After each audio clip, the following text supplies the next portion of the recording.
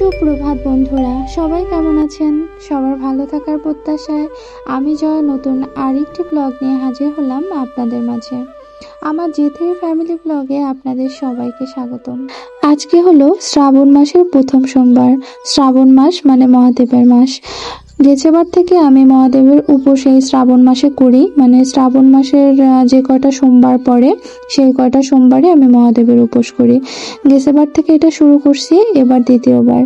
তো আজকে সকাল সকাল স্নান সেরে রেডি হয়ে মহাদেবের কাছে চলে আসলাম। আমার সিংহাসনে মহাদেব ব্যতীত আরো অনেক ঠাকুরই আছে। সবাইকে পুজো দিয়ে তারপরে মহাদেবকে স্নান করালাম। প্রথমে ঘি, তারপরে মধু, তারপরে দুধ, তারপরে গঙ্গা জল, এরপরে চন্দন, এগুলো দিয়ে মহাদেবকে স্নান করে নিলাম।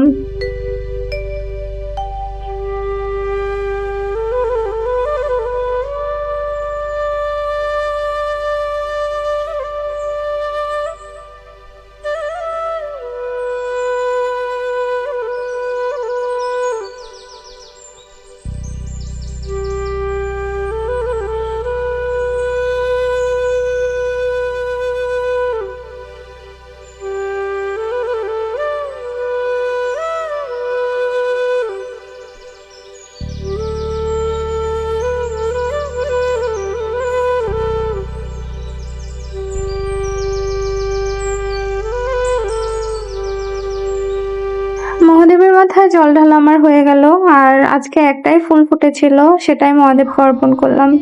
আমার কাছে যা কিছু ছিল সেটুকু দিয়ে আমি মহাদেবের পুজো দিয়েছি, এর বেশি কিছু আমার কাছে ছিল না।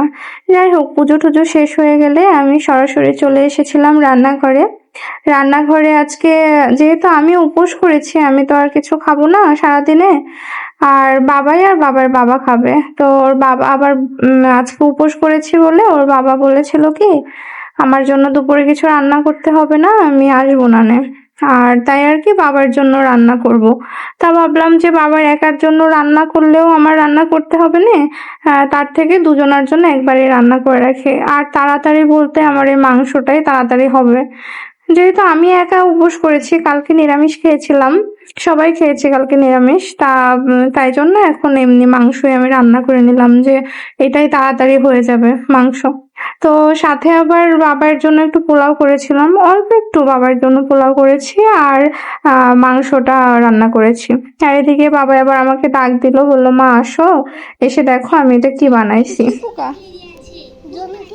জোনহাকি পোকা। বাবার সাথে ওখানে গল্প শেষ করে আবার যথারীতি রান্নাঘরে চলে আসলাম। রান্নাঘরে এসে এখানে মানে যেগুলো এখন আমার কাটাকুটি হয়নি সেগুলো এখানে কেটে নিচ্ছি। যেমন মাংসে একটু আলু দেবো, সেই আলুটা কেটে নিলাম। তারপরে পেঁয়াজ রসুন তো অল্প দিব, তাই এই যে এটাকে কি বলে, এটাই আমি আর কি ওটা করে নিচ্ছি, কুড়াই নিচ্ছি একটু। তো অল্প পেঁয়াজ হলে এটাতে বেশ ভালোই হয়ে যায়, আর পেঁয়াজ রসুন যখন বেশি হয় তখন তো ব্লেন্ডারে দিই। এই যে দেখেন এখানে আমি পোলাওটা বসিয়ে দিয়েছি। পোলাওর ভিতরে একেবারে কিছুই দেয়নি, শুধু চিনি আর লবণ। তারপরে আর মাংসটাও মানে পেঁয়াজ রসুনটা ভাজা হয়ে গেলে মাংসটা ওই পেঁয়াজ রসুনের ভিতরেই দিয়ে দিয়েছিলাম। তারপরে ওইটার ভিতরেই সব মশলা দিয়ে একেবারে শর্টকাটে রান্না করছি। মানে মাংস রান্না করতেই একমাত্র সময় কম লাগে, আর মাছ রান্না করতে গেলে সেই দুনিয়াটা ভাজি ঠাজি করতে হবে। আবার কালকে নিরামিষ ওরা খেয়েছিল, তাই আজকে আবার নিরামিষ দিলে মানে আমার ছেলেটার চলবে না আর কি। কালকেও একেবারে কম ভাত খেয়েছিল, ডিম ভাজি দিয়েছিলাম যদিও ওকে। আর এই যে আমার রান্না বান্না হয়ে গেছে, বাবার জন্য পোলাও আর মাংসটা নিয়ে চলে গেলাম। আর এই দেখেন কি সুন্দর আঁকছে আমার বাবা। তারপরে বললাম তুমি এখন খেয়ে নাও তাহলে। আর পোলাওটা হলে ও আবার একা একা একটু হাত দিয়ে খেতে চায়। তো আর দুপুরে আর কোনো শুট করিনি, এবার সরাসরি বিকালে চলে এসেছি। এখন বাজে 5:30টার মতো। আমি আর বাবা আজকে দুপুরে কেউই ঘুমাইনি, ও খেলা করছিল, আমি শুয়েছিলাম। তারপরে বিকেলবেলা ভাবলাম যে কিছু একটা ওকে বানিয়ে দেই। তো ফ্রিজে ওই মাংসটা ম্যারিনেট করা ছিল, মানে আগের দিনের, সেদিন চিকেন পকোড়া ওরা অল্প একটু বানিয়ে দিয়েছিলাম, সেটাই ছিল। তো এখন কি বানাবো, তাই ভাবলাম যে তাহলে আজকে চলো চিকেন পকোড়া বানাই দিই। তো তারপরে আবার চিকেন পকোড়া বানাইতে গিয়ে হঠাৎ মনে হলো যে ওর বাবা সেদিন ফিলোর শিট নিয়ে এসেছিল, যে সমোসা সিঙ্গারা এগুলো বানায় সেটার জন্য। তো তাহলে বা চিকেন পকোড়া তো সেদিন খেয়েছিল, আজকে তাহলে রোল আর সমোসা বানাই দিই। তো এখানে ফেলোশিটটা বের করে দেখি কি একদম কিরকম একটা হয়ে গেছে, মানে এটার উপরে মনে হয় জল পড়ছিল বা হয়তো বাইরে ছিল কিছুক্ষণ, তাতে আর কি বরফটা হয়ে এরকম হয়ে গেছে।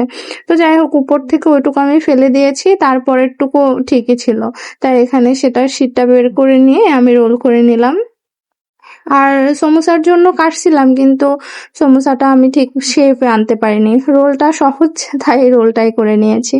এই যে দেখেন এখানে হয়ে গেল সমোসা। এই যে এটা করছিলাম, কিন্তু সমোসাটা তো হয়নি, কেমন হট পেটিসের মতো হয়ে গেছে। তারপরে এখানে হয়ে গেল, এই তিনটাই বাবার জন্য করে রেখেছিলাম আর ওর বাবার জন্য রেখে দিয়েছিলাম। যদি ওর বাবাই বললো, ওর বাবা এসে বলেছে যে আমি খাবো না। ওর বাবা আবার নিয়ে এসেছিল নান রুটি আর সবজি, তো ওরা দুজনে ওটাই খেয়ে নিয়েছে। আর এটা হলো আমার খাবার। সন্ধ্যাবেলা পুজো দিয়ে সাবুটা ভিজিয়ে নিয়েছি। আর এটা ব্যানানা ম্যাঙ্গো, এটা হলো ঠাকুরকে এখন দিব, শসা আর আমটা। এই যে আমটা মানে এই ব্যানানা ম্যাঙ্গোটা কেটে নিয়েছি, আর আমি যেহেতু উপোস করেছি আমার জন্য ও আবার এগুলো নিয়ে আসছে, বাদাম, তারপরে হলো এই প্যাকেটটার ভিতরে ছিল বাদাম, আর তারপরে নিয়ে আসছে কলা, তারপরে আম, আর হলো আর কি কি নিয়ে আসছে দাঁড়াও, না দেখে তো আবার বলতে পারতেছি না, ভুলে গেছি। ও আচ্ছা, শসা, তারপরে আপেল, আর হলো আর কি নিয়ে আসছে, দেখি দেখি দেখি, আর নিয়ে ও আচ্ছা দুধ, তারপরে হলো এই তো আমটা, ওইটা তো আমি কেটে নিয়েছি। তারপরে এই যে এখানে সাবু, কলা টলা, সব দুধ এগুলো দিয়ে মাখাই নিছি, এটা আমি রাতে খাবো। তারপরে ওর বাবার জন্য যেটা রেখেছিলাম, ওর বাবা তো বললো যে আমি খাবো না, তাই এটা আমি ফ্রিজে উঠিয়ে রেখেছি। তো যাই হোক, এরপরে আমি আর কোনো ভিডিও করতে পারিনি। তো আজকের ভিডিও তাহলে এ পর্যন্তই থাকলো। সবাই ভালো থাকবেন, সুস্থ থাকবেন আর হাসি মুখে থাকবেন। আর অবশ্যই আমাদের সঙ্গে থাকবেন, আমাদের ভালোবাসবেন। আর ভিডিও যদি এ পর্যন্ত দেখে থাকেন, যদি কিছু ভালো লেগে থাকে, তবে অবশ্যই এটা সাবস্ক্রাইব করে দিবেন। আর আমার চ্যানেলের সঙ্গে এতক্ষণ থাকার জন্য আপনাদের অনেক অনেক অনেক ধন্যবাদ। ও আর একটা কথা, সারাদিন যে আমি উপোস করলাম না, আমার কিন্তু একটু কষ্ট হয়নি। তাহলে আজকে এ পর্যন্তই। কালকে আবার নতুন আরেকটি ব্লগ নিয়ে আপনাদের সাথে দেখা হচ্ছে। ততক্ষণ পর্যন্ত টাটা।